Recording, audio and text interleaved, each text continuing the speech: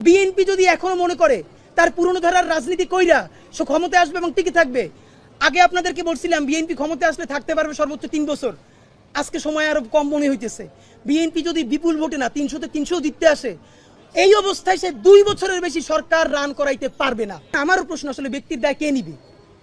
প্রথম কথা হলো ব্যক্তির দায় দল নিবে না, কিন্তু ব্যক্তি যা টাকা পয়সা বিভিন্নভাবে কামাই করবে সেইটা খালি দল নিবে, তাই তো?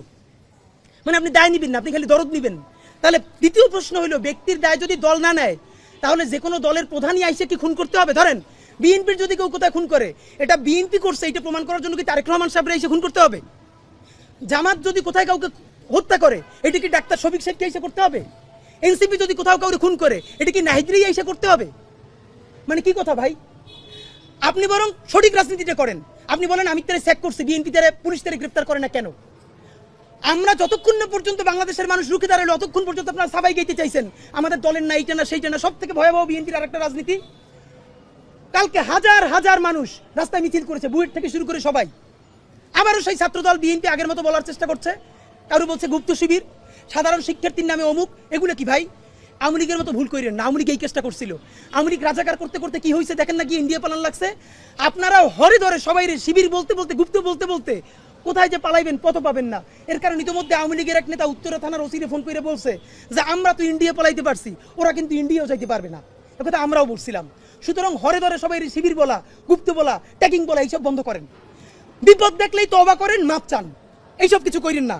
তো সরকারের কাছে আপনাদেরকে বিনীত যেটা অনুরোধ, আপনাদের মাধ্যমে আমরা যেটা বলি, আমাদের কয়েকটা সুপারিশ, এরপর আপনাদের প্রশ্ন শুনবো আমরা।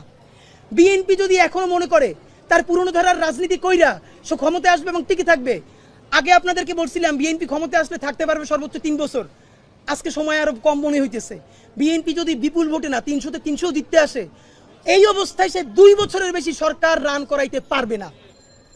সুতরাং নির্বাচনের চেয়ে সেই ক্ষমতা কেমনে সুসংহত করবেন এইটা মনে রাখেন। কেন পারবেন না? হিসাব সোজা ভাই, মানুষের হাত খুলে গেছে।